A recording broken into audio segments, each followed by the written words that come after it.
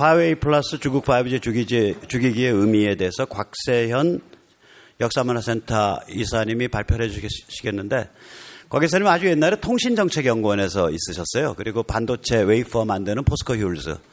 그래서 기본적으로 좀 이런 고민을 많이 하신 분입니다. 예, 그럼 우리 곽 의원님이 가운데 나오셔서 해주셔야 되는데, 잠깐만, 마이크가 어디 있죠? 무선 마이크 쓰실 건가 아니면 포디움을 쓰실 건가? 예. 예.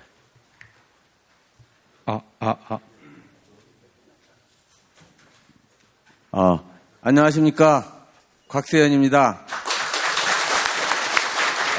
이 자리에 서게 돼서 참 영광입니다. 그리고 제가 이 발표를 맡겠다고 한 이유가, 몇 가지 이유가 있습니다. 좀 전에 말씀하신 통신개발연구원 초창기 멤버였고, 그 다음에 반도체 핵심 원료인 실리콘 웨이퍼의 영업팀장을 한 4년, 5년 한 경험이 있어서 반도체와 관련된 또는 통신과 관련된 여러 가지 이렇게 평소에 관심이 있었죠, 직업 때문에. 그리고 더 중요한 것은 제가 서울대에서 일본 경제사나 세계 경제사, 그래서 경제 산업혁명이라든지 경제 발전 이런 거와 관련한 공부를 좀 했었습니다. 저는 근데 이 학교로 가지는 않고 그냥 이 박사과정을 수료한 다음에 즐겁게 이렇게 세상을 살았습니다.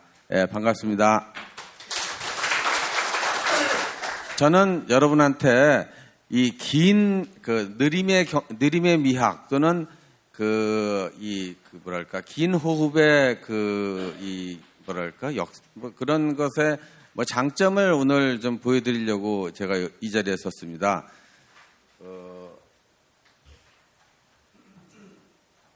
화웨이에 대한 대략적 소개를 제가 이렇게 참 무책임하게, 제목이 좀 얼추 대충인데, 제가 인테리어 사업을 저희가 직접 목수 일을 좀 오래 해가지고 세상일이라는 게 너무 정확하게 하려면 안 맞고 큰 틀을 맞춰가면서 세세한데 조금 타협해가면서 맞추는 게 이 세상 이치라고 생각을 해서 화웨이에 대한 대략적 소개라고 이렇게 정리를 했습니다. 이거는 몇 년도에 데이터가 소점 몇 회 이게 중요한 게 아니라 전체적으로 큰 틀에서 화웨이가 어떤 회사인가를 살펴보기 위한 것입니다. 제가 제일 처음에 차이나 모바일 5G 기지국 전송 장비 최대 공급업체 화웨이하고 GTE가 85에서 90%를 앞으로 차지할 거라 합니다. 근데 사실 이 이전에 에릭슨하고 노키아가 이 차이나 모바일의 500기의 베이스 기지국에 입찰에 낙찰이 됐었어요. 그런데 조금 지나더니 이제 또 바뀌어가지고 며칠 전에 이제 화웨이하고 GTE가 이제 85에서 90%를 장악을 할 거고, 이 에릭슨하고 노키아는 발도 못 붙일 거다, 이런 이 기사가 나왔습니다. 그러니까 중국이 그런 나라예요. 예. 그리고 매출 규모는 2018년 약 1,071억 달러로 이제 18만 명의 임직원이 있습니다. 그리고 보통 한 20%씩 계속 성장을 해왔어요. 이게 대단한 성장이죠. 그리고 이동통신 중계기 부문 세계 최대 통신 장비 제조업체이다. 그런데 이제 몇 년 전부터는 스마트폰을 매출을 많이 올려가지고 스마트폰 매출이 통신 장비 매출보다 조금 많습니다. 그러니까 아주 좋게 얘기하면은 기술 축적이 막 돼가지고 매출이 착착착착 늘어나는 회사라고 볼 수도 있지만, 또 뒤집어 보면은 중국이라는 특수한 시장이랄까 국가의 지원을 받아서 이렇게 큰 기업입니다. 직원 1인당 평균 연봉은 10만 불 정도이고, 형식적으로는 주식을 100% 직원이 보유한 비상장 민간 유한 회사이나 사실상은 국영기업이다라는 거죠. 그래가지고 직원으로 들어가면은 주식을 준대요. 근데 퇴직할 적에는 그걸 팔 수 있는 게 아니라 다시 회사한테 반납하든지 회사한테 파는 걸 수 있겠죠. 이런 식으로 겉은 사회주의의 가장 멋있는 이념을 실현한 멋있는 벤처 기업처럼 되어 있지만 실속은 그렇지가 않습니다. 그리고 여기에 보면 직원의 절반이 R&D에 종사하며 매출의 15%를 연구개발에 사용한다. 그래서 굉장한 연구개발 회사고 거기에 이제 5G 표준 특허, 필수 특허 출원 건수 점유율에서 15.5%로 1위 기업이다. 그다음에 이어서 노키아, 삼성, LG 순으로 있는데 뭐 삼성이 13%, 뭐 LG 12.8%, 뭐 이 정도 됩니다. 근데 여기서 이 출원 건수라는 게 뭐냐면 완전한 특허가 아니라 그냥 출원해 놨다가 막 그 상대방 회사에서 뭐 소송을 걸면은 야 우리도 이런 이 기술이 있어 하면서 싸우는 원래 그런 거기 때문에 사실 이게 이제 순식간에 이렇게 전 세계에서 특허 기술을 사든지 또는 그 자기나 개발했다고 해서 걸어놓든지 하면서 이 5G로 갈 적에 여러 가지 소송에 대한 대비책으로서 이렇게 해놨죠. 그다음에 5G 통신 장비 백도어 논란 및 중국 정부의 지원 문제. 이게 이제 그래서 미국이 규제를 하고 주변국이 동참을 하고 있는데 영국이나 뭐 이 프랑스 또는 일본 이런 호주 뭐 이런 나라들은 동참을 하는데 아직 우리나라는 동참을 하고 있지 않습니다. 그리고 그 동참에 있어서 하여간 뭐 이런 부분들이 참 걱정스럽습니다. 그래서 일단 5G를 알려면은 주변 시장과 그 관련된 기술들을 좀 알아야 되는데 제일 처음에 이제 중국 정보통신 산업의 구조를 보면은 중국의 이동통신 가입자 수는 2016년에는 13억 정도였다라는데 요즘은 16억이랍니다. 그래서 인구 대비 좀 많아요. 1.13%, 1.13배, 1.2배. 왜냐면 한 사람이 두 개 가지는 수도 있으니까 이렇게 돼 있습니다. 그리고 이건 또 굉장히 중요한 건데 1919년에 중국의 스마트폰 보급률이 83.7%입니다. 근데 일본의 스마트폰 그 보급률은 한 40%, 50%밖에 50%도 안 돼요. 그래서 일본 사람들은 좀 천천히 가고 실속이 가는데 중국은 좀 이렇게 화끈하게 하는 것 같습니다. 근데 2018년 중국 내 스마트폰 시장이 중국 폰이 85%, 애플 6.7%, 삼성 1.1%인데 사실 2014년에는 5천만 대 5,280만 대로 해서 삼성이 20%에서 22% 1위였는데 2015년, 2016년에는 2천만 대로 떨어지더니 급기야는 2017년에는 0. 몇 %대, 2018년 때는 1.1%대로 이렇게 회복됐다고 그럽니다. 그래서 삼성이 중국에 있는 그 스마트폰 그 조립 공정을 거의 다 문을 닫고 마지막 하나 남은 것도 닫는다 하고 있습니다. 이게 이제 그 중국 스타일입니다. 그다음에 이제 구글의 안드로이드 운영체제 사용 금지를 한다 그러니까 이제 파이 자체 OS를 개발한다고 그러고 있습니다.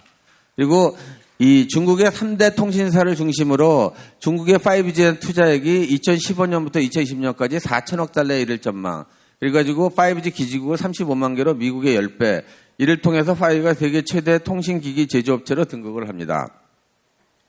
근데 이 5G, 그러니까 완전히 그 중국 정부의 지원을 받아서 그 5G가 세계 최대 통신 중계기 그 제조업체로 등극을 하는데 해외 수출하는 것 중에서는 절반 정도가 우리나라랍니다.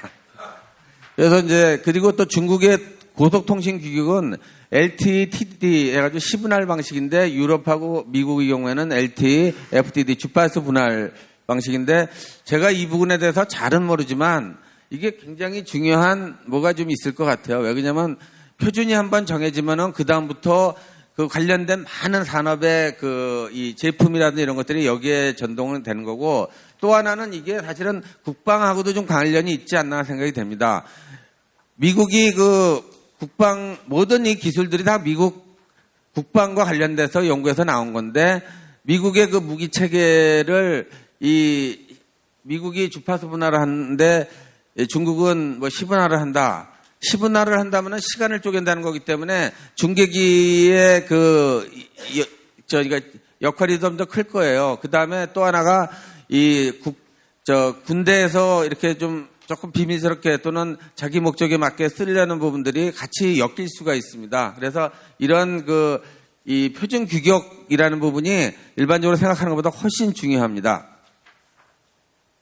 그다음에 5G 전략. 이거는 이제 중국이 이제 국가 자본주의라는 거와 관련해서 좀 이해를 하셔야 되는데 5G는 4차 산업혁명의 핵심 인프라입니다. 4차 산업혁명은 수학 체증. 이거는 이제 경제학을 하는 사람들은 경제학이 다 망가지는 거예요.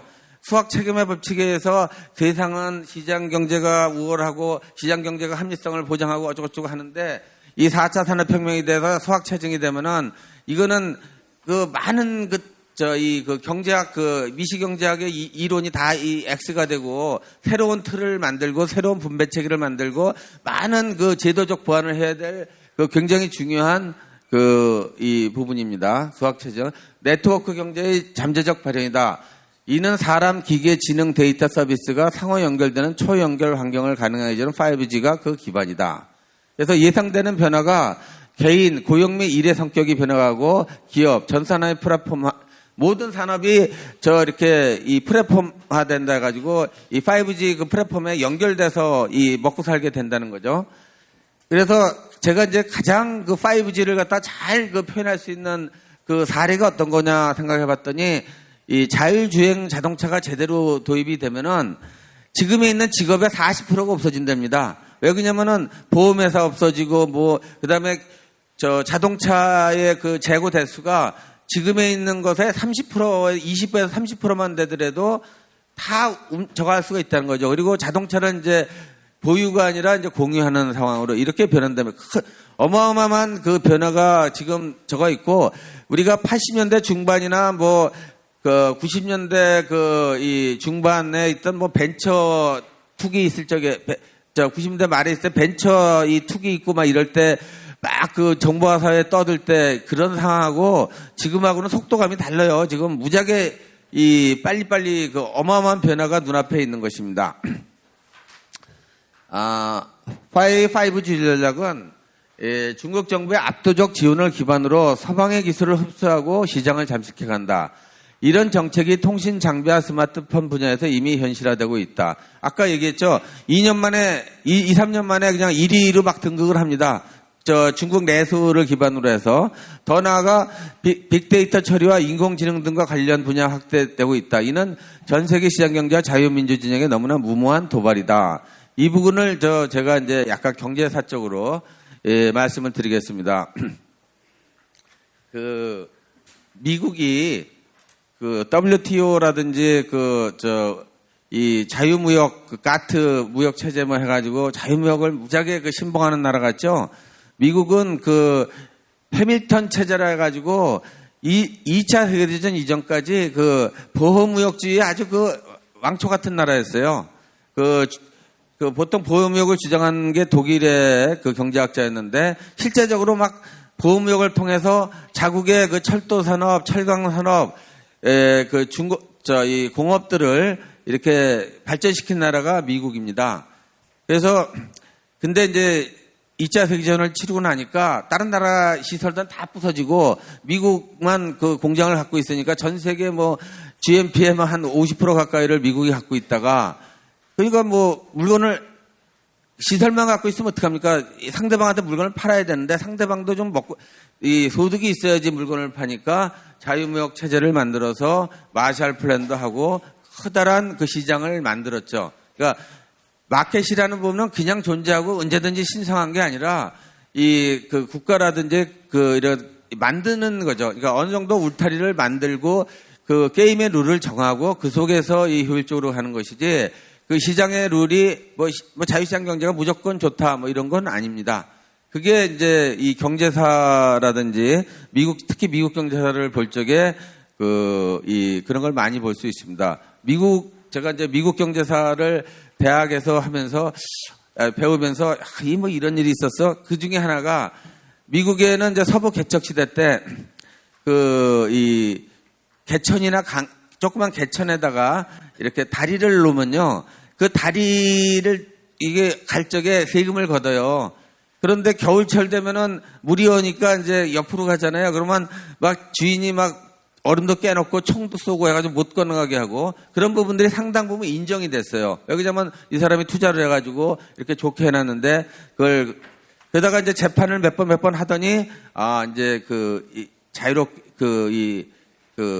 너무 세금 요금 걷는 거를 톨게이트 이코노미라 그러는데 그 요금 걷는 거를 갖다가 뭐 자제하라든지 나라에서 사가지고 주정부에서 사가지고 이 시장을 넓게 하고 이런 게 있었습니다. 그리고 또 하나는 그 독점과 관련해서 보면은 당장 가까운 게 뭐냐면 1980년대 84년도에 그 미 연방의 주의 어떤 그 애송이 그 판사가 AT&T가 독점이니까 망 독점이니까 이거 분할해라라고 그런 판결을 내렸어요. 그래가지고 재판을 맨날 해가지고 88년 말까지 질질 끌다가 AT&T가 89년도에 이 6개가 회사로 분할을 합니다. 근데 그 분할을 하게 된 이유는 그 회사 입장에서 보면은 옛날에는 망만 했는데 이 교환기하고 컴퓨터 이 중계기 이 부분이 굉장히 앞으로 점점 발전을 하니까 이쪽에 참여하고 싶어가지고 자기 스스로 독점을 풀고 이 분할이 됩니다. 그래서 1980년대를 통해서 미국의 경우에는 망산업을 그러니까 여러 가지 경쟁 체제로 갖고 그에 의해서 우리나라도 뭐 이동통신회사가 몇 개 생기고 일본도 그렇고 영국도 그랬습니다. 이렇게 시스템을 만들어 가지고 그래서 그 90년대에 PC 혁명이라든지 이 IBM이 그냥 망가졌잖아요. 그 90년대를 통해서 컴퓨터 왕국을 갖다가 건설했던 그 IBM이 그 애플이라든지 그 마이크로소프트사 이런 그 회사의 벤처 회사의 급성장으로 인해 가지고 IBM이 많이 쭈그러들었죠. 그렇게 미국의 경우에는 이 시스템을 중요시하고 경쟁 환경을 만들어 갑니다. 그런데 이 미국이 만들어 놓은 생태계에 파이가 턱 뛰어들어 가지고 국가의 엄청난 지원을 받아 가지고 마구 잡아먹는 거죠. 그리고 5G라고 해가지고 좀 미국이 조금 생각도 좀 하면서 가야 되는데 더 좋은 거 만들었다고 5G 막 깔고 있고 그래서 그것이 미국의 전 세계 안보라든지 국방에 큰 부담을 준다. 그래가지고 미국이 지금 죽이기에 들어간 겁니다. 중국의 5G 지원 정책, 중국 제조 2025 여기에 잘 나와 있는데 일반적으로 큰 기업들이 외국 기업은 중국에 진출하기 위해서는 중국 기업과 일정 비율로 합작을 해야 되고 대부분 중국 시장을 보고 들어가죠. 미끼가 중국 시장이에요. 시장 들어가면은 여러 가지 기술도 좀 오픈해야 되고 하다가 보면은 기술 이전도 강제하고 몇 년 지나면 좀 먹을만 하면 쫓겨납니다. 그리고 이제 어느 정도 경쟁력을 이 대규모 국유 기업의 독점 구매와 각종 보조금 세금 혜택을 동원해서 지원한 그 대표적 기업이 파이라는 것입니다. 중국 스마트폰 시장이 이렇게 거의 괴멸돼 우리나라 삼성이 1%로 떨어지는 이런 사태가 됐습니다. 이 와중에는 사드 사태가 있었습니다. 중국 이동통신 3사의 3G, 4G 기지국 건설까지 에릭슨, 노키아 주도이며 5G 건설을 3G하고 4G의 기지에 기반해서 점진적으로 한다고 하다가 이게 또 정책을 바꿔가지고 원래 이런 계약을 맺었어요. 이 회사들하고. 근데 이제 이 5G 시범기지 500구 건설 입찰에서 에릭슨이 파이를 제치고 최적화 낙찰이 됐는데 시연 이벤트를 통해 파이를 중국 3대 이동통신사의 5G 통신 장비 압도적 공급업체로 5G 기술이 좋다는 이유로 우리가 이렇게 또 바꿔버린 거죠. 그래서 중국에는 사실 근대적 법 체계랄까 이 소유권 제도 이런 부분들이 제대로 적용이 안 돼가지고 좀 그렇습니다. 제가 이제 이 1989 천안문 사태와 중국을 이렇게 한 게 사실 이게 굉장히 중요한 사건이에요. 그러니까 정치적으로 잔인하다 어쩌다 이런 게 아니라 지식인들한테도 이 89년, 91년이 무지하게 중요한 겁니다. 사회과학이 다 몰락한 해요, 이 시대가. 원래 사회과학이 막스 경제학을 비난하면서 또 이쪽 사회학도 발전하고 했는데 사회주의가 붕괴되면서 전체 사회과학이 되게 허접해진 겁니다. 이걸 사실 그 교수라든지 지식인들은 이걸 머릿속에 든 것이 고귀한 지식이 아니라 이게 다시 똥이에요, 똥. 빨리 잊어버리고 없애버려야 되는데 일본 같은 경우에는 교수들이 그 막스 경제학 하는 교수들이 깃발을 내리고 그냥 학문을 중지를 합니다. 근데 우리나라는 다 살아남고 저거 했는데 하여간 이 천안문 사태하고 베를린 장벽이 89년도에 붕괴됩니다. 근데 동구의 사회주의권은 붕괴됐고, 그러니까 조금 더 사회주의에 대한 애착이 있는 사람은 사회주의 이상은 참 좋았는데 현실 사회주의가 그만큼 못했어. 그런데 그 현실 사회주의가 붕괴됐다. 이렇게 표현했다가 제가 야단을 좀 맞았습니다. 그리고 중국 공산당은 이제 국가 자본주의로 성립을 했다 이렇게 했는데 이 표현도 여러 가지가 있을 수가 있어요. 디지털 레니니즘이다라는 이런 표현도 하는데 이 국가가 역할을 많이 한다는 부분, 그 다음에 이 중국 자체도 이미 세계 자본주의 시장 경제에 들어와서 생존을 하고 거기에서 번영을 하고 있는 거지 이게 사회주의라고 보기가 어렵다는 해서 국가 자본주의라고 했습니다. 그리고 우리가 이제 80년대나 90년대 그 운동을 했을 때 사람들이 국가 독점 자본주의 이런 얘기도 했는데 중국이 국가가 마음대로 하는 걸 보면 독점자리도 넣고 싶었는데 원래 이제 과거의 국가 독점 자본주의에서 독점은 이 재벌이라든지 대기업 같은 그런 걸 의미하는 거였기 때문에 여기서 뺐습니다.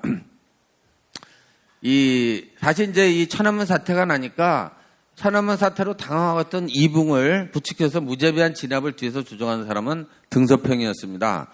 그래서 이미 등서평의 이 사회주의 체제에서의 흑묘백모를 넘어서 공산당 주도 국가 자본주의 체제로 전환을 했다. 이미 이제 고귀한 이념은 다 날아가고 통치술이라든지 이런 것만 남은 거죠. 사실 이 천안문 사태가 났을 적에 저는 막걸리를 마시면서 우리 양동희 교수님하고 이제 사회주의 이념은 이제 끝났어. 근데 중국이라는 나라가 문제가 생겨 쪼개지면은 몇 천만이 죽는 걸 것 같은데 이 통치술로서는 완벽했어. 이러면서 막걸리를 마시고 있었습니다. 근데 그 이후 중국의 경우에는 외환을 통제합니다. 외환 통제는 한국이 이 사회주의권 몰락 이후 자본주의하고 그냥 진짜 뭐랄까 참 허랑방탕하게 하다가 IMF 사태를 통해서 이 국제 투기 자본한테 팍팍 털리는 걸 봤기 때문에 중국은 절대 외환 통제를 놓지 않습니다. 그리고 산업 통제, 언론 출판의 자유와 인터넷을 비롯한 SNS 통제를 계속하고 있습니다. 그래서 파이가 이게 중국 사회를 갖다 유지하는 체제를 유지하는 데서 아주 키 중에 키예요. 그래서 파이 회사 안내 사이트는 천라지망이라고 원래 천라지망이 저기에 무협지 보면은 이렇게 누가 도망갈 때 천라지망을 펼쳐라 이런 그래서 천라지망인데 도망갈 수 없는 이 포위망이라는 얘기입니다. 천라지망 서비스를 하고 있고 화이는 공산당 주도 국가 자본주의 체제의 핵심적 기관이고 조지 웰의 1984의 빅브라더의 핵심 수단이다. 그래서 지금 시진핑 체제에서 등서평도 별로 요즘 인기가 없대요. 시진핑의 아버지는 희중신의 제천 대성론이라고 있는데 그건 뭐냐면 손오공이 아무리 날뛰어도 이 부처님 손바닥 안에 있다. 그런 적으로 해가지고 심천 이런데 자본주의를 자본주의적으로 도시 개발하고 하더라도 이거가 언제든지 공산당이 통제할 수 있다. 이런 생각을 가지고 시진핑이 아버지와 본인의 신격화를 많이 하고 있습니다. 미국의 입장 전환. 미국의 입장 전환 관련된 뉴스는 자주 나와요. 그 중에 하나가 이제 중국을 끌어내가지고 소련을 붕괴시킨 키신저가 잘못했다. 우리가 프랑켄슈타인 같은 괴물을 키워냈어. 이런 생각을 합니다. 근데 1989년도 당시에는 그 사실 뭐 중국 내버려두면 곧 다 흡수되고 다 망할 거야. 뭐 이런 생각을 했었겠죠. 근데 실제로는 그렇지 않게 됐습니다. 그래서 이런 부분이 트럼프 대통령의 유엔 연설에도 나와 있고 이 펜스 부통령의 허드슨 연구소 연설에는 보다 정확하게 나오고 있습니다. 예. 여기까지 제 발표를 마치겠습니다. 네, 감사합니다.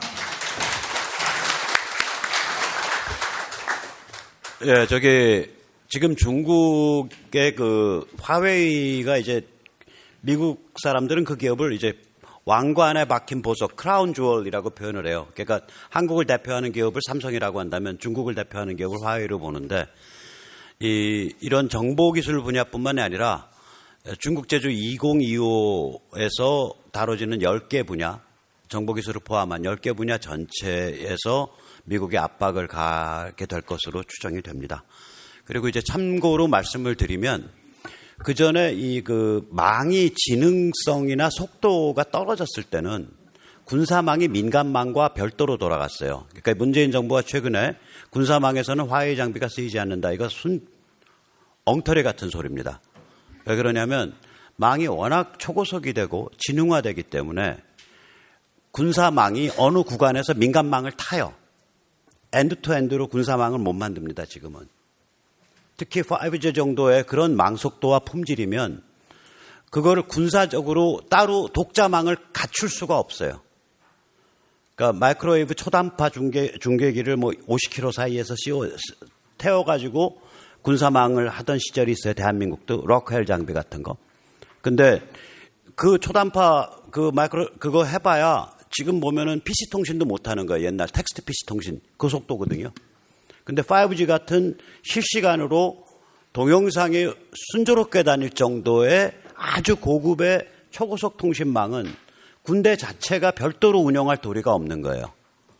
그러니까 중간에 군사시설에서 데이터가 뜨고 그 다음에 이게 민간망을 타서 지구 반대편에 가서 그 다음에 다시 군사시설망으로 넘어가고 이런 식으로 상호 연동을 하기 때문에 이거를 중국 공산당과 인민해방군이 주도하는 국가자본주의 체제의 대표 간판 기업인 화웨이에 넘길 수 있냐 이런 아주 핵심적인 문제가 여기 존재합니다.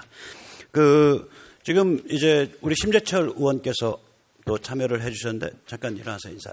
예. 그리고 어떻게 광주 분들이 줄줄이 오세요. 광주의 대선배는 우리 이영일 의원님, 전 의원님 오셨어요.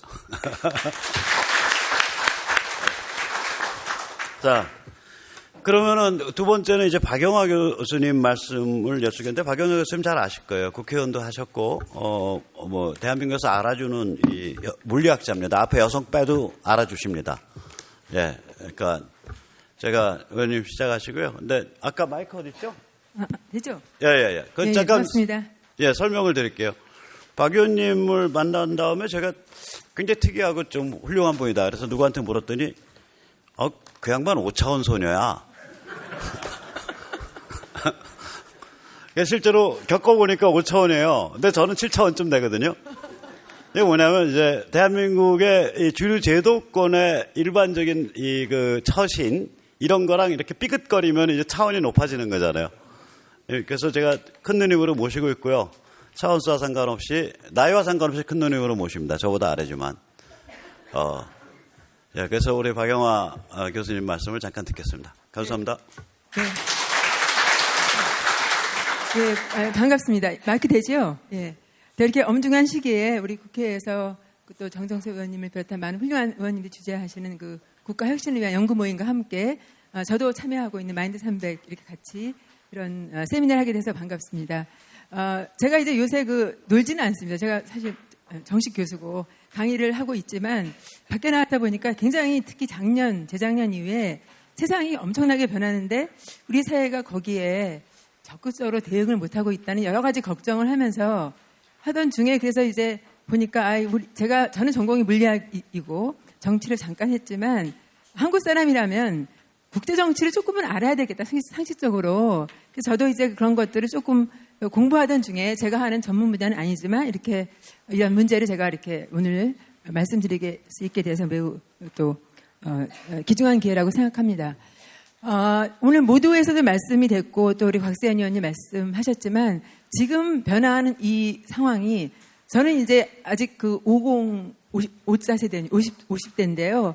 아마 제가 태어난 이후로 그리고 여러분 여기 앉아 계신 여러분들이 다 45년생 이후일 것 같으니까 그 이후에 우리가 겪어보지 못한 정말로 엄청난 변화가 일어나는 그러한 시기인 것 같습니다. 그래서 그런 것들을 한번 여러분과 함께 공유하고자 오늘 이렇게 제가 발표를 하게 됐습니다. 지금 제2의 냉전이 시작되고 있다고 합니다. 그리고 또 한국은 이 한반도는 사실 그 전체주의와 대결했던 그 제1의 냉전이 끝나지 않고 있는 상황이기 때문에 그 과거의 냉전을 한번 리뷰를 해보는 게 필요할 것 같습니다. 그리고 그 이후 30년, 1991년 소련의 몰락 이후에 30년 동안은 그 평화의 시대라고 합니다. 왜냐하면 글로벌 전쟁도 없었고 그 핵전쟁에 대한 공포가 전 세계인으로부터 사라졌었기 때문에 그래서 냉전 이후의 평화의 시대에 어떤 일이 있었는지 잠깐 살펴보고 지금 등장하고 있는 세계 질서의 가장 큰 화두 중에 하나가 미국이 에너지 문제를 해결했기 때문에 그 에너지 신안보 질서를 만들어가고 있는 것이 지금의 변화랑 연결되어 있기 때문에 거기에 대한 이야기를 잠깐 말씀드리고 지금 진행되고 있는 미중 전쟁에 대한 조명을 하고 그리고 우리는 어떻게 나아가야 될 것인가 우리의 운명은 무엇인가 그런 부분들을 한번 살펴보겠습니다. 자, 1945년에 2차 세계대전이 끝났습니다. 그때 영국과 프랑스와 이런 제가 잘못 썼네요. 소련이 같이 미국이 결국은 태평양 전쟁을 진주만 습격을 통해서 들어와서 결국 그것을 우리가 연합국이라고 그랬고 주축국이라고 했던 이 독일과 일본, 이태리가 참전해서 45년 결국 일본의 항복으로 인해서 이제 제2차 세계대전이 종전이 됐습니다. 그 전쟁은 전체주의, 20세기에 만들어진 괴물인 나치즘과 파시즘 그리고 텐노 전체주의에 대해서 자유세계의 그 승리였죠. 그때 처칠이 이런 말을 했습니다. 사실은 소련의 스탈린 전체주의, 공산주의가 더 나쁜 악이지만 지금 등장한 더 급한 악, 나치와 그 파시즘을 괴멸시키기 위해서 할 수 없이 당분간 소련과 손을 잡은 연합이었다고 말합니다. 결국 이제 이 2차 세계대전 종전이 눈앞에 왔을 때 이미 연합국의 승리가 확정된 거나 마찬가지였을 때 1944년 7월에 그 미국 로드 아일랜드에 있는 브레턴 우즈에 모여서 자 이제 앞으로 이 세계를 어떻게 끌고 갈 것인가에 대해서 연합국 중심의 이런 나라들이 모여서 이제 이야기를 합니다. 그때 인류사에서 전승국의 어떤 전리품을 주장하지 않았던 적은 한 번도 없습니다. 그런데 그때 미국은 2차 세계대전이 끝난 다음에 우리는 전쟁에 진 나라한테 아무런 전쟁 부담금도 물리지 않고 우리가 가지고 있던 전승국의 식민지도 다 자유화시키고 그 대신 우리는 자유무역을 하자. 그렇게 이제 놀랄만한 제안을 하죠. 그래서 모든 나라가 그걸 받아들이고 그러면서 그 대신 달러를 기축통화로 한 이제 자유무역을 하자. 그리고 그동안 가장 문제가 됐던 또 1, 2차 세계대전도 마찬가지였지만 그 무역을 하기 위해서 뭐 해적도 많고 이걸 그 위험한 데를 통과해서 가야 되는데 그것을 보호하는 역할이 가장 강력한 미국의 해군이 해주겠다. 이렇게 해서 이제 브레튼 우드 체제, 자유무역 체제, WTO 체제로 이렇게 쭉 옵니다. 지난 75년 동안. 그러면서 소위 말하는 그 제1세계가 출범을 하죠. 그런데 그 후에 제2세계라고 하는 그 소련을 중심으로 한 세계가 다시 또 한쪽 진영에 만들어지죠. 동유럽이 공산화되고 그다음에 또 중국도 공산화되면서 이 한반도에도 결국은 자유민주 체제가 다 생기지 못하고 결국은 이 대한민국과 소련의 사주를 받은 북한이 이제 만들어지게 됩니다. 그 냉전은 사실 1947년에 본격적으로 시작된다고 합니다. 그 이유는 이제 원래 소련에 대해서 좀 관용적으로 보려고 했었지만 점점 소련의 발언이 그렇게 안 돼가고 있고 그리고 이제 그 모스크바에서 활동했던 그 국무부의 외교관 이제 캐런이라고 하는 사람이 8,000자라면 굉장히 긴 글이죠. 8,000자의 이제 전신을 보내요 국무부에. 그러면서 소련의 실체를 이제 폭로하고 소련의 그 팽창주의를 막아야 된다. 그러기 위해서 우리가 봉쇄 정책을 써야 된다는 주장을 했고 그것이 워싱턴에 엄청난 파문을 일으키면서 그것이 결국은 전후 냉전 질서를 냉전 시대의 미국의 외교 정책의 주축이 됩니다. 그리고 47년에 트루만이 의회에서 이제 우리는 제대로 된 자유를 옹호하는 나라들을 지원하면서 우리가 소련 전체주의와 이제 자유시민 세계의 대결을 시작해야 된다는 그러한 주장을 함으로써 냉전이 시작됩니다. 그래서 헐벗은 그 유럽을 살리기 위해서 마샬 플랜을 하고 또 소련에 대항해서 나토를 출범하고 합니다. 그리고 이 한반도에서 소련의 사주를 받은 스탈린 6.25를 김일성이 일으킴으로 인해서 결국 우리는 3년 동안 엄청난 전쟁을 겪고 그러나 그럼으로써 우리는 어떻게 보면 대한민국이 온전하게 서고 우리가 바로 냉전의 최전선에서 자유세계에 큰 역할을 하게 되는 그러한 또 일도 이제 그런 일을 겪고 지금 우리가 오고 있습니다. 자, 이 1953년 우리 6.25 이후에 53년부터 1962년이 바로 냉전의 위기감이 가장 고조된 때죠. 그때 이제 우리가 그 맨하탄 계획을 통해서 미국이 원자폭탄을 개발하고 결국은 그것이 2차 세계대전의 종전을 앞당기는 역할을 했는데요. 미국이 과학기술에 있어서 엄청나게 앞장서 있었는데 소련이 결국은 그 핵기술을 스파이를 통해서 이제 베껴와서 금방 1949년에 이미 개발을 해버리고 우주전쟁을 시작합니다. 그래서 이제 그 소위 말하는 요새 대륙간 탄도미사일을 소련이 먼저 발사하고 57년에 그리고 우주에 인공위성을 보내니까 미국 대륙 전체가 거의 패닉 상태였어요. 왜냐하면 상상도 못하죠. 왜냐하면 우리 위에 있는 어디 누군가에서 우리를 감시하고 언제라도 미사일을 쏠 수 있다는 뭐라 공포가 있었죠. 그래서 결국은 미국이 이제 여기에 소위 말하는 우주 전쟁에 본격적으로 나서게 됩니다. 그래서 이제 케네디가 그 이제 뭐 유명한 라이스닥의 연설이라든가 의회 연설을 통해서 우리가 이제 어려운 도전을 시작하겠다. 쉽지 않기 때문에 하는 이 어려운 도전이 뭐냐면 이 세기가 지나기까지 즉 1960년대까지 인간을 달에 보내고 그 인간을 우리가 무사히 귀환시키는 그러한 Man on the Moon 프로젝트를 시작합니다. 엄청난 돈이 들어가요. 25.4억 불인데 지금 돈으로 하면 약 이게 거의 170억 불이니까요. 엄청난 돈이죠. 맨하탄 프로젝트보다 10배 이상 들어가는 돈을 통해서 거의 뭐 액수를 떠나서 미국 전체가 이 프로젝트에 달려들어서 결국은 1969년에 아폴로 11호가 달 착륙을 해서 그때 그 루이 암스트롱이 이것은 인간으로서는 제일 먼저 이 달에 착륙한 첫 발을 디디는 그 스몰 스텝이지만 인류를 위해서는 자이언트 스텝이라는 그 역사적인 말을 남깁니다. 이러한 우주전쟁은 단지 우주전쟁이 아니라 사실은 우주에서 벌어지는 제2의 전쟁이었고 그러나 그것을 통해서 미국의 그 군사기술, 이런 통신기술이 엄청나게 발전해서 지금 우리 21세기의 문명이 상당히 거기에 우리가 덕을 보고 있습니다. 그 이후에 헝가리의 혁명도 소련의 탱크로 다 짓밟고 그리고 케네디 대통령 시절에 쿠바 미사일 위기를 통해서 인류가 바로 핵전쟁 직전까지 갔던 그러한 위기를 겪으면서 냉전이 고조되었습니다. 그러다가 이 1962년부터 79년까지는 데탕트라는 말 우리가 학교 다닐 때 많이 들어봤는데요. 중소분쟁을 통해서 중국이 이제 소련으로부터 분리되고 또 베트남이 공산화되고 동남아시아가 공산화되면서 이제 미국에서도 본격적으로 소련을 이긴다기보다는 평화공존하는 게 좋지 않냐. 이런 분위기로 많이 갔습니다. 그래서 그런 와중에 소련을 견제하기 위해서 결국은 미국이 중국을 끌어들여서 중국과 이게 키신저가 먼저 가고 그 다음에 닉슨이 결국은 중국을 방문하는 역사적인 미국의 중국 정책에 대한 대전환이 일어나서 결국은 이렇게 미국과 중국이 수교하는 일이 생기게 됐죠. 그런데 이제 소련이 이제 이런 뭐라 그러나 악의 성격을 드러내는 것이 아프가니스탄 침공을 통해서 이제 상당히 다시 전 세계에 소련 공산주의에 대한 경각심을 일으켜주고 그 사이에 미국에서는 상당히 많은 변화가 일어납니다. 자, 우리가 이래서는 안 되겠다. 우리 미국 보수가 재건해서 제대로 우리 한번 나라를 경영하고 세계를 경영해야 되겠다는 그러한 움직임이 생겨서 그래서 그러한 걸 통해서 미국의 헤리티지 재단이라든가 또는 아메리칸 컨서버티브 유니언 이런 미국 보수 연합 이런 것들이 생겨서 그러한 것의 결정타가 결국은 카터를 떨어뜨리고 1979년에 레이건 대통령이 당선이 됩니다. 레이건 대통령은 그러한 자유주의 정책, 그다음에 감세, 작은 정부 가장 중요한 것은 소련은 나쁜 세력이고 소련에 대해서 이제 강경한 정책을 써야 된다는 그러한 슬로건으로 그래서 요새 트럼프가 자주 쓰는 슬로건 Make America Great Again 이러한 것으로 당선이 됩니다. 근데 레이건 대통령이 역사적인 연설을 합니다. 1983년에 그 어떤 미국 어떤 부금주의 집회에 가서 소련을 악의 제국이라고 명명합니다.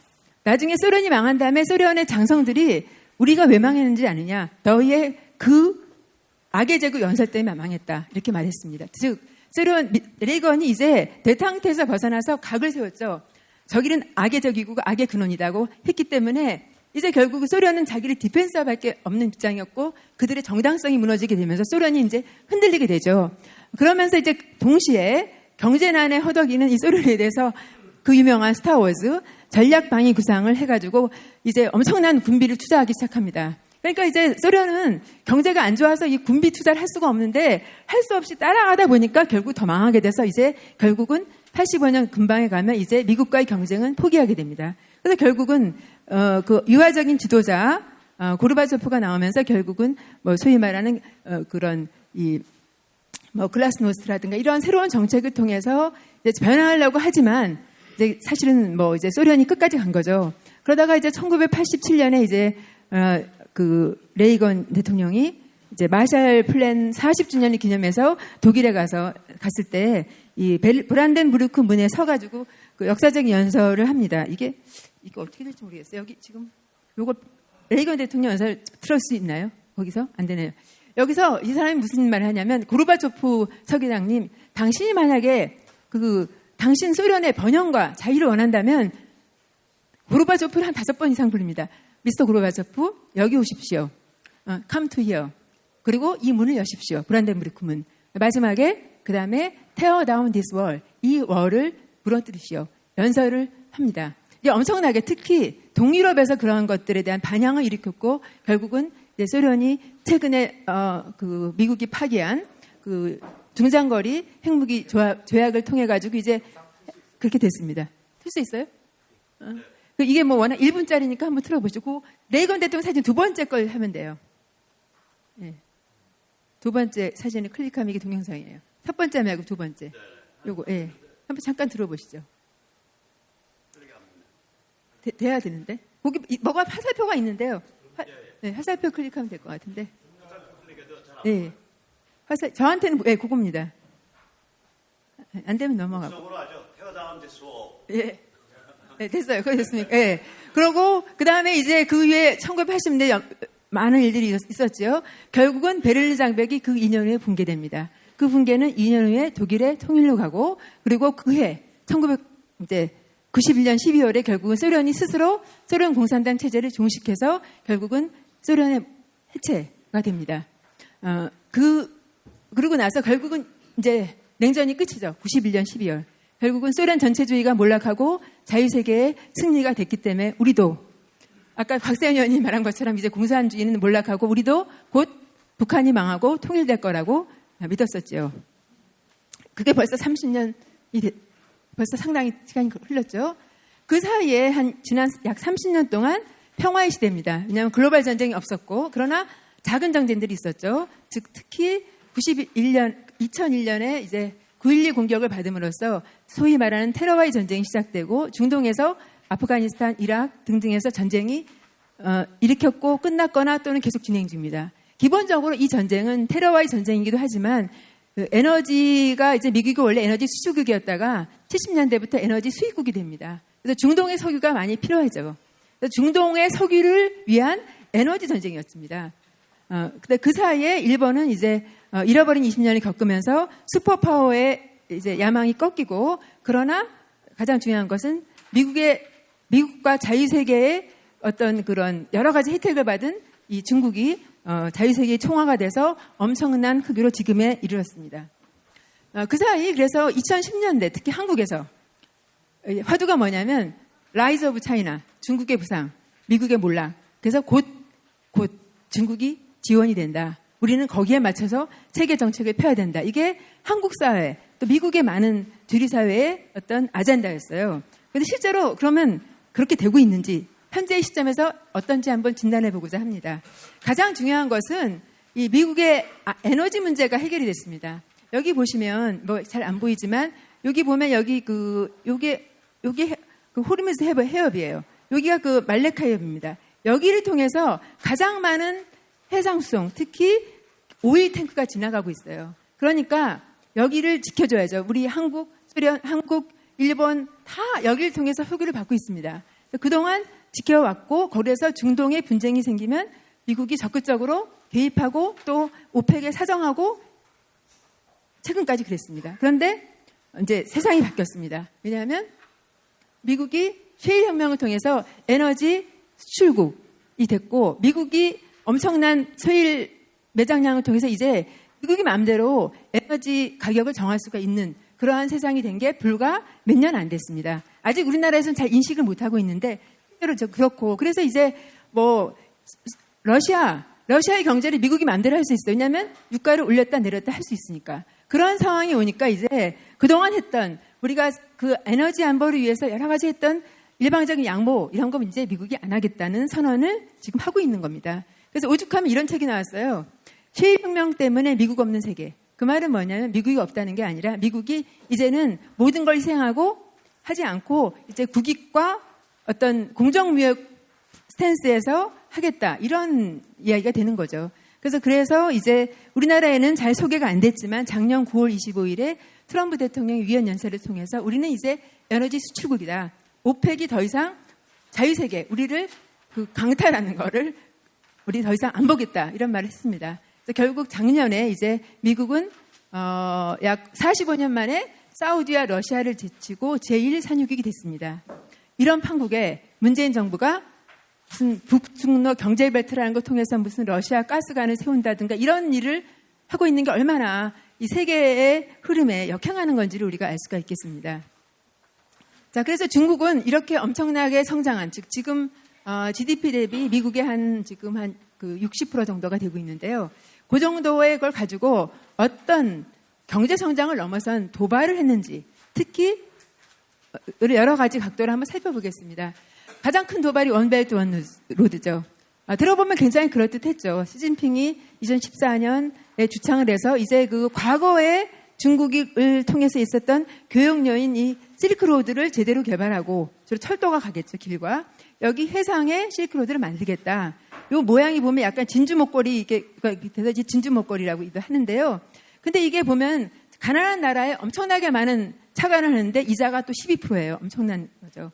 결국 그 이자가 그 나라의 GDP 규모 정도의 엄청난 거를 차관을 받게 해서 못 받으면 결국 그걸 뺏는 그러한 이 현대판 제국주의 강탈을 하고 있다는 것이 이제 그 정체가 드러나면서 최근에 드러나고 어떤 나라들은 결국 돈이 모자라서 IMF 차관을 신청해야 될 상황까지 오게 되면서 이게 도대체 중국이 뭐 좋은 일을 하자고 하는 줄 알았는데 이게 무슨 현대판 조공 국가를 만들겠다는 거냐 해서 상당히 많은 반감, 특히 아프리카 국가 등에서 생겨나고 있습니다. 그래서 지금 요즘에는 이게 시진핑과 더불어 끝나는 게 아닌가 하는 그러한 이제 어떤 그 진단도 받고 있는 상황이고요. 두 번째는 이제 요새 계속 여러 번 나오지만 남중국해는 여기 남중국해가 여기 전체적으로 요건데요. 여기 보면 여러 나라 있어요. 필리핀도 있고 뭐 인도네시아도 있고 여러 나라가 있는데 타이완도 있고 이 전체의 80%가 자기네 바다다고 주장하는 겁니다. 어떻게? 여기다가 인공섬을 만들어가지고 그 인공섬이 섬이니까 이게 이 주변에 다 우리 바다다. 우리가 1000년 전부터 여기를 다스렸다. 이게 중국의 주장이에요. 그러면 여기를 막으면 어떻게 됩니까? 말레카 해협을 통해서 온 세계의 운송이 중단이 돼요. 그러니까 그대로 두고 볼 수가 없죠. 그래서 결국은 이제 미국이 적극적으로 개입하는 상황이 됐고, 그래서 결국은 얼마 전이죠. 6월 달에, 며칠 전에, 그 셰나한 국방대령이 미국에 완전히 자유롭고 개방된 인도 태평양 지역의 가치와 원칙을 지켜야 된다. 이런 말을 했고, 또 거기에 대해서 중국은 미국 간섭하지 말라. 이런 이야기들을 한 바 있습니다. 자, 이 가장 큰 도발은 소위 말하는 메이드 인 차이나 2025년 중국 제조 2025를 이제 통해서 중국이 이제 세계 최강 국가 2050년까지 되겠다는 목표를 발표하고 그거를 위해서 노력합니다. 세계 최강 국가가 되는 건 좋은데요. 그러면 중국은 어떠한 방법으로 하려고 하는가? 일단 이 뭐 보면 가장 중요한 앞으로 이 10가지 분야에서 전국적으로는 세계 1위가 되겠다. 2025년까지는 미국, 일본과 독일을 제치고 제2 강국이 되겠다는 거였습니다. 그리고 모든 분야, 기술뿐 아니라 재료까지도 자급자족하는 그러한 것으로 되겠다는 거고. 근데 문제는 뭐냐면 어떻게 이 중국제도 25의 목적을 달성할 것인가에 묻습니다. 아까 잠깐 이야기가 나왔지만 모든 방법을 통해서 all of the state, 국영기업과 같은 또는 중국 공산당이 소유하고 있는 그런 기업들을 총동원해서 자본과 기술을 투자하고 그다음에 모든 보조금도 주고 세제 혜택도 주고 그리고 또 지식재산을 정식적으로 사오는 걸 넘어서서 지식재산을 탈취하고 그다음에 외국 기업에 대해서 여러 가지 규제를 하고 이런 것들을 통해서 이제 하고 있죠. 그래서 결과적으로 이제 이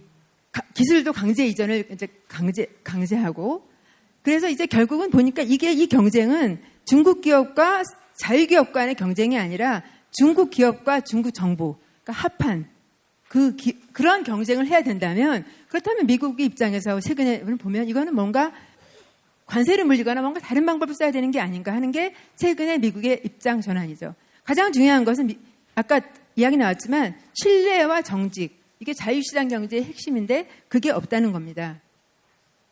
그래서 결국은 이 중국제도 2025가 미국에 의한 무역전쟁, 작년까지는 무역전쟁이라고 이름을 붙였죠. 그 도발한 겁니다. 그것에 대한 미국의 대응 또는 전 자유세계의 대응은 결과적으로 2016년 11월에 트럼프 대통령이 당선됨으로써 이제 시작이 되는 겁니다. 즉 중국제도 2025, 즉 중국의 도발에 대해서 경계하는 세력들, 그것으로 인해서 일자리를 잃은 미국의 노동자들이 트럼프를 당선시킨 겁니다. 그래서 여기서 보면 이런 말이 있어요. 누가 무역전쟁을 일으켰는가? 트럼프가 일으킨 게 아니다. 사실은 중국이 일으킨 건데 미국이 이제서야 대응하는 거다라고 하는 이러한 뉴스들도 많이 나오고 있습니다. 그래서 여러 번 이야기가 나왔기 때문에 제가 다 일일이 말씀을 안 드리겠지만 결국 중국으로 인해서 미국 노동자 300만 명이 일자리를 잃었고 그 다음에 철강 분야 일자리는 거의 반토막 나고 그리고 6만 개의 공장이 중국으로 가고 그리고 무역 적자의 누적액이 13조 달러다. 이런 말들을 이제 트럼프가 유엔 연설에서 하면서 자유무역은 좋은데 중국과는 공정무역이 이루어지지 않다고 정식으로 문제제기를 합니다. 그리고 우리가 아까 말씀드렸듯이 우리는 에너지 수출국이라는 말을 이제 그때 선언을 하죠. 그 외에 지금 현재의 이런 세계 질서의 변화를 만드는 또 하나의 큰 축이 미국이 변했다는 거예요. 그동안 미국은 이제 좋은 게 좋은 거다. 옛날 소련과의 대탕 할 때처럼 중국 자본주의 잘하고 있는데 저렇게 좀 중국 공산당이 인민 좀 탄압하고 티베트 사람 신장 위구르 탄압해도 그냥 그거는 봐주자. 그리고 전통적 가치, 정직, 이런 존엄성 이런 것들 별로 중요한 게 아니다고 하는 소위 말한 좌파적 문화 주의가 미국을 휩쓸었는데 이제 거기에 대해서 미국 입장에서 봤을 때 이건 아닌데라는 운동이 일어나게 됐고 그것의 결정판이 결국은 이 트럼프의 당선이고 그래서 트럼프는 아까 말씀드린 그 유엔 연설에서 우리는 사회주의를 반대한다고 명확하게 이야기합니다. 즉 사회주의가 어디가 하고 있죠? 중국이 하고 있고 북한이 하고 있고 베네수엘이 하고 있습니다. 그런 것에 대해서 분명한 반대 입장을 밝혔습니다. 그래서 이제 이게 트럼프가 얼마 전에 와서 하노이 회담을 결렬시키고 곧장 가서 워싱턴에 가서 이 CPEC이라고 하는 요 미국 보수주의 행동연합 컨퍼런스에 가가지고 이제 연설했습니다. 2시간 동안 원고 없이. 이런 연설을 통해서 우리 이 미국이란 위대한 국가가 생명을 존중하고 자유를 사랑한다. 그건 결국은 저는 대한민국에도 맞는 이야기라고 생각합니다. 그래서 이러한 걸 통해서 미국의 새로운 세계 전략이 많이 바뀌고 있죠. 그래서 이런 것들이 지금 아까 말씀드린 대로 Make America Great Again이라고 하는 그 슬로건을 통해서 미국 국민이 뭉치고 있고 무조건적인 자유무역이 아니라 서로 상호 존중을 하는 주권 국가로서의 애국주의를 하자. 이런 것들이 이제 미국에서 시작됐는데 처음에 유럽 사람들이 엄청나게 트럼프를 조롱했었죠. 그런데 얼마 전에 유럽 의회 선거에서 트럼프와 비슷한 생각을 하는 소위 유럽 중앙정부가 너무 많은 권한을 가지고 각 국가의 주권을 제한하는 것에 대해서 반대하는 그러한 의원들이 대거 당선되게 됐습니다. 그래서 유로 스캡티즘이라고 하는데요. 그리고 이제 우리가 아메리카 퍼스트 하면 도대체 미국은 그동안 세계의 패권 국가로서의 좋은 일도 많이 했는데 미국의 이익만 추구하겠다는 거냐? 그게 아닙니다. 아메리카 퍼스트는 아메리카 온리가 아니고 결국 미국이 필요한 시에 적극적으로 어떤 자유와 번영의 가치 하에서는 적극적으로 개입하겠다는 겁니다. 그래서 미국의 군사비는 트럼프 이후에 계속적으로 올라가고 있습니다. 그래서 결국은 나토가 미국의 안보 우산에 무임승차하는 것을 강력하게 비판해서 나토가 올해 군사비를 100조 이제 유럽 국가들이 부담하게 되는 그런 것들. 그다음에 이스라엘에 대한 적극적 지원들이 바로 미국이 이제 에너지 수출 국가라고 하는 새로운 에너지 안보 질서에서 일어난 겁니다. 이렇게 요 정도 하시고요.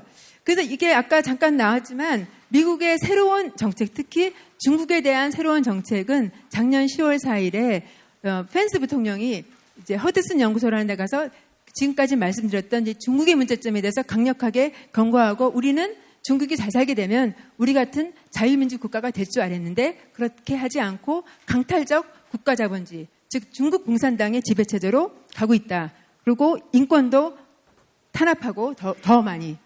예를 들면 신장 위구르 지역에 100만 명을 수용하는 100만 명이 인구의 10%예요. 그 사람들을 강제 수용소에서 하고 그다음에 소셜 크레딧 시스템을 통해서 전 인민을 감시하겠다는 이러한 소위 전체주의 이런 오엘리안 국가로 가고 있는 것에 대해서 강력하게 경고해서 결국은 어떻게 말했냐? 중국은 대만을 모시오. 다시 말하면 대만 같은 자유민주 국가가 되라는 강력한 경고를 합니다. 여기에 대해서 결국 미국에서 나오는 말이 이것은 지난 1971년 키신저의 중국 방문 이래로 가장 중요한 미국의 대중 정책의 전환이다. 그래서 이것은 결국 이제 그때는 이제 고르바초프를 해서 한 말이었는데 지금은 시진핑에 대해서 한 말, 즉 미스터 C, tear down this wall. 시진핑에 대해서 한 냉전 선언이라고 하는 말들이 나오고 있습니다.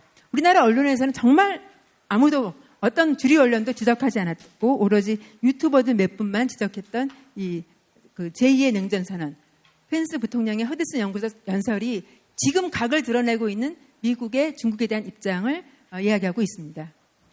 그래서 이제 아까 말씀드린 대로 그러면 미국은 어떻게 하겠다는 거냐? 지난 1년 동안 이게 미국의 각이 보이기 시작했죠. 이게 퍼스펙티브가.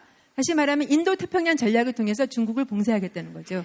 여기 있는 이게 인도 태평양 지역에 여기 한국도 포함되고 중국, 인도까지 포함한 호주, 일본 이 지역과 연합해서 중국을 이제 견제하겠다는 거고 그래서 우리 작년에 태평양 사령부가 인도 태평양 사령부로 이름을 바꿔서 출범합니다.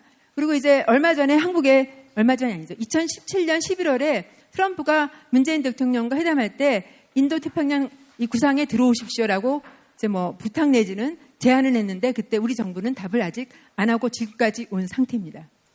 그리고 이제 얼마 전에 이제 바로 며칠 전이죠.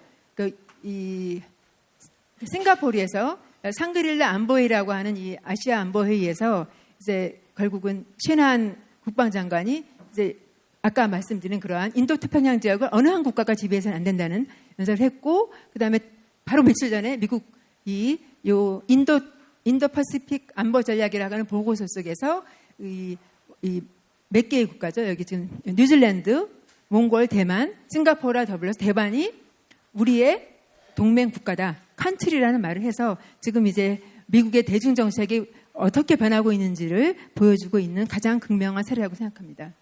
그 와중에 우리가 지금 이렇게 여러 가지 이유로 일본과 대립하고 있는 사이에 미일 동맹은 엄청나게 강화되고 있고 그 틈을 타서 이제 일본이 소위 말하는 군사 대국가를 할 수 있는 여지들이 많이 생기고 있죠. 그래서 여기 지금 트럼프가 지금 새로 출범한 나루히토 텐노치를 방문하고 또 이렇게 미드웨이 회전에서 격침시킨 그 가가함이 새로 만들어졌는데 거기 이렇게 지금 트럼프 대통령 부부와 아베 수상 부부가 이렇게 같이 나란히 가는 이러한 상당히 충격적인 일들이 벌어지고 있었죠.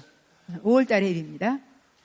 자, 그럼 아까 지금 아까 나왔던 첫 번째 발제 그 5G 문제, 화웨이 문제에 대해서는 좀 어떻게 하고 있느냐. 이 디지털 콜드 워가 시작됐다고 하죠. 지난 5월 15일 날 트럼프가 이제 행정명령에 서명을 합니다. 즉, 국가안보에 위험이 되는 그러한 기업에 대해서는 우리가 어떤 모든 거래를 절연하게 할 수 있다는 걸 했고, 그 다음 날로 미국 상무부가 화웨이를 포함한 이러한 기업들에 대해서 이제 그러한 안보를 위험하는 기업의 리스트에 넣으니까 이제 결국은 구글, ARM 이런 등 핵심 기업들이 이제 화웨이와의 절연을 이제 선언합니다.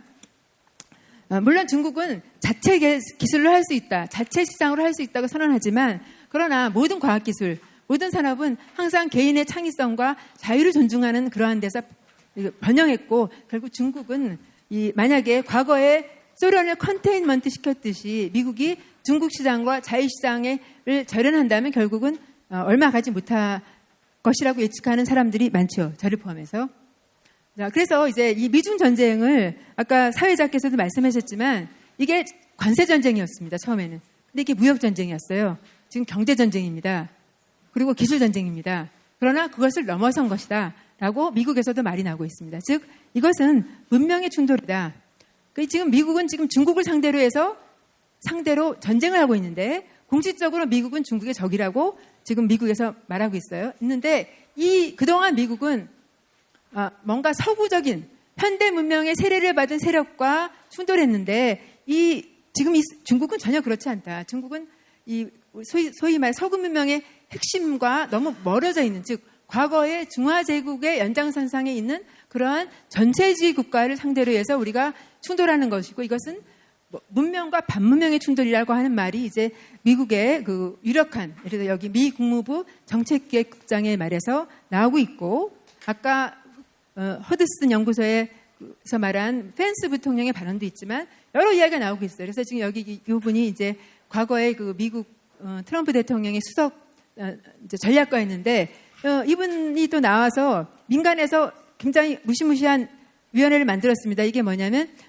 현존하는 위협 중국에 대처하는 위원회를 만들어서 지금 중국의 문제점을 알리고 교육하고 하는 것들을 워싱턴을 비롯한 전 세계에서 지금 하고 있어요. 그래서 결국은 뭐냐면 미중 전쟁은 프랑켄스타인, 즉 전 세계를 상대로 해서 문명의 바다 위에서 문명을 강탈하는 그러한 도둑질을 하고 그다음에 전 세계의 사람들의 안보와 그다음에 안보를 무시하고 감시 체제로 돌입하려고 하는 그러한 중국을 키운 것은 누가 키웠냐? 바로 우리가 키웠다. 근데 이제 우리가 그들을 바꿔야 될 어떤 도덕적 책무가 있다고 하는 그러한 발언들을 통해 가지고 지금 원래 민주당은 굉장히 친중적이었는데 민주당까지도 해서 미국 전체가 그다음에 유럽까지도 이 중국의 문제점을 이제 인식하고 같이 가고 있는 그러한 상황입니다. 그래서 이 전쟁은 양보할 수 없는 전쟁이고 결국은 승자가 있겠죠. 승자는 누굴 것 같습니다.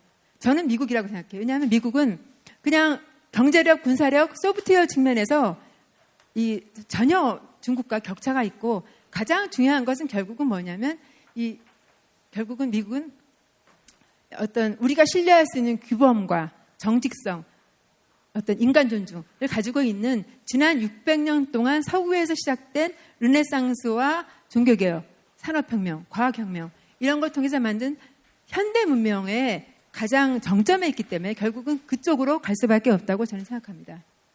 그래서 저는 이제 요새 생각하면서 이게 옛날에 보면 우리가 이제 문명이 저쪽 유럽에서 시작해서 유럽 대륙에서 영국으로 미국으로 왔으니까 이제 아시아로 올 거라고 아시아 사람인 우리는 생각했었잖아요. 근데 아직까지 부족한 것 같아요. 그래서 그러한 것들이 결국 지금 현재 중국의 문제점이고 중국은 과학기술과 산업을 어떠한 수단을 통해서라도 발전시키면 세계 제1 슈퍼파워가 될 거라고 생각하지만 가장 중요한 것은 정신이라고 생각합니다. 그래서 중국의 전체주의 감시체제로는 결국은 이 개인의 창의성과 자유, 그 다음에 어떤 인간 존엄성이 기본이 되는 이러한 서구, 현대 문명을 이길 수가 없다는 것이고, 그리고 돌이켜보면, 아마도 중국이 그때 육사 천안문 사태에 대해서 좀 더, 유화적으로, 그리고 그 민주화 요구를 수용하는 쪽으로 가서, 그 당시 유럽 공산당과 소련이 했듯이 스스로의 문제점을 자각하고 해체의 길로 갔더라면 지금이 안 됐고 좀 더 훨씬 좋은 모습의 중국과 훨씬 좋은 모습의 세계를 보지 않았을까. 한반도 문제도 물론 달랐을 거고요. 그래서 여기 요거 보시면 이때 천안문 광장에 그때 탱크의 진입을 막고 있는 청년의 모습이 보이고 요거는 우리나라 언론에 거의 보도 안 됐지만 지난주에 홍콩에서 일어난 육사 그 천안문 학살 시위 기념 그 시위가 20만 명이 모였다고 합니다. 이것도 촛불 시위예요. 이건 6월 9일 날 바로 100만 명이 모였다고 합니다. 이거는 홍콩 인구의 12%예요. 그 사람들이 모여서 지금 이제 범죄인이 생기면 무조건 중국으로 송환하는 그러한 법 개정에 항의하는 시위들이 일어나고 있습니다. 그래서 지금 중국의 문제점이 정식으로 부각됐고 이것들이 제대로 해결돼서 중국이 자유화되면 그렇다면 세상이 많이 변할 것 같습니다. 그러니까 중국은 어떻게 될 것인가? 중국은 특히 이때 중국은 뭐냐면 차이나가 아니라 중국 공산당이에요. 차이니즈 커뮤니스트 파티가 해야 될 것은 시장 경제와 과학기술 산업의 지속적 발전은 전체주의로는 안 된다는 것. 그 다음에 개방과 자유화의 길로 가야 되는 것. 그리고 우리 그동안 무시했던 어떤 법치, 천부적 인권을 존중해야 된다는 것. 그래서 이 중국인도 꿈이 있었죠. 신의 혁명을 통해서 근대화 되려고 했는데 그것이 위안의 완성으로 끝났고 또 중국이 공산화되고 또 세계 시장으로 개방됐지만 이렇게 엄청나게 커졌지만 뭔가 핵심적인 것들, 현대 문명의 핵심을 자기 것을 못 만들었는데 그것을 이제 해야 되는 것이 중국 공산당이 스스로 해야 될 일이고 또 아까 말씀드린 남중국해에서의 도발 또 1대1을 통해서 이 개발도상국을 강탈하는 그러한 패권적 행태를 포기하고 지금 하고 있는 소수민족, 종교 탄압 등을 이제 중지해야 되겠죠. 그리고 가장 중요한 것은 우리로서는 북한의 뒷배가 돼서 북한을 조정하면서 핵무기 미사일 개발하고 하는 역할을 포기하는 것이 중국 공산당이 해야 될 일인데 안 할 것 같아요. 워낙 이렇게 갈 것 같습니다. 그래서 계속 가다 보면 결국은 중국은 내부 문제가 표면화되고 외부로부터 압박이 와서 상당한 문제점이 생기겠죠. 여러 가지 예측이 있습니다. 중국이 쪼개질 거라는 것 등. 그렇지만 그것은 이제 미래 예측이고 3분 만에 끝내요. 2분 만에. 그래서 결국은 백기투항하지 않을까. 조건 없이. 저는 많은 그렇게 예측하는 분들이 많지만 그러나 이러한 중국의 어떤 곤경은 종국적으로는 중국 사람들에게는 축복이 될 수 있다고 저는 생각합니다. 그럼 한국인은 뭡니까? 한국인은 선택을 해야 되죠. 아직까지 선택을 하지 않고 있어요. 인도 태평양 전선에 아직 우리가 안 들어왔습니다. 그리고 하웨이에 대해서 아직까지 청와대에서조차도 군사는 모르지만 민간 기업에서 아무 상관이 없다. 이런 안 맞는 말을 하면서 계속 정부가 저렇게 하고 있으니까 기업도 지금 어찌할 바를 모르고 있는데 이제 지금 어떻게 양다리 걸칠 수가 없어요. 미국 대사까지 나서가지고 입장 표명을 하라고 지금 압박하고 있는 상황입니다. 그래서 우리는 선택해야 되죠. 그렇지만 이 현재 문명사적 어떤 변환의 시기에 우리가 강요받고 있는 것 같은 선택이 사실은 전 축복이고 기회라고 생각합니다. 이제 그동안 했던 양비론, 경제는 중국이랑 하고 안보는 미국이랑 하는 그런 거 이제 안 통합니다. 결국은 우리는 문명 세력인 미국, 특히 지난 70년 동안 한국을 번영시켜왔던 해양 세력과 다시 한번 제대로 동참해서 이 반문명적인 중국 공산당 전체주의와 절연을 해야 되죠. 그래서 우리가 확실한 반중, 정치를 하려면 반중을 표명하지 않아야 된다고 하는데 저는 반중을 표명해야 된다고 생각합니다. 정치인들부터 먼저. 그 다음에 친미, 그리고 이제 일본과 같이 연합을 해야 반중 전선에 확실히 설 수 있습니다. 지금과 같은 이러한 일본에 대한 그런 정책으로는 도저히 우리가 갈 길이 멉니다. 그래서 이제 그러고 그 사이에 중국 제조 2025년의 최대의 피해자는 한국이 될 거라고 예측이 됐어요. 왜냐하면 우리가 중국과 기술 격차가 불과 한 1. 몇 년밖에 안 돼요. 그것이 곧 바뀔 거라고 예측을 했는데 중국이 이렇게 주저앉히고 있는 동안에 우리는 시간을 버는 겁니다. 그래서 우리와 중국 간에 얼마 안 되는 1. 몇 년밖에 안 되는 그 기술의 격차를 벌리고 이제 소위 말하는 4차 산업혁명을 리드할 수 있는 약간 이렇게 좀 여유를 얻은 거예요. 한국 입장에서는.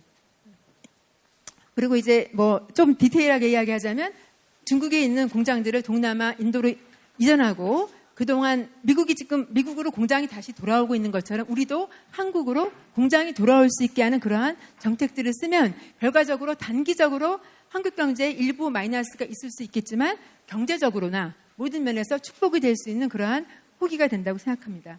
그리고 가장 중요한 것은 중국의 문제점은 결국 정신의 문제점인데 우리도 현대화되고 자유화되고 번영했지만 우리의 부족한 현대 문명의 가치와 이런 것들을 우리 스스로 내재화하지 못한 것들을 이러한 중국의 그런 몰락을 보면서 중국 공산당의 몰락을 보면서 우리도 배우고 다시 한번 일어설 수 있는 우리 기회를 얻었다고 생각합니다. 그래서 마지막으로 결국 북한은 이러한 중국의 중국 공산당의 몰락 속에서 결국 그동안 뒷배가 됐던 중국이 이제 북한의 급변 사태가 돼도 뭔가 간섭할 수 없게 됨으로써 북한 비핵화를 통해서 결국은 제대로 된 해방을 맞는, 그래서 우리와 같은 자유민주 체제로 갈 수 있는 그야말로 75년 만에 기회의 창이 이 한반도에 열린 축복의 시기라고 저는 믿습니다. 그래서 여기 보면 이게 지금 1988년 서울올림픽의 표제어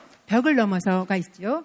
이것을 통해서 결국 소련 전체주의 동구권이 몰락하는데 우리 서울올림픽이 엄청난 역할을 했다고 세계사적으로 평가받는 것처럼 우리가 그때는 좀 못마땅했지만 작년 평창올림픽을 통해서 김정은을 끌어내서 세계 무대에 데려와서 결국은 미북 정상회담 함으로써 전국적으로는 북한이 해방될 수 있는 그러한 우리 한반도 한국인의 축복이 있기를, 그리고 여러분과 함께 할 수 있기를 바랍니다. 감사합니다.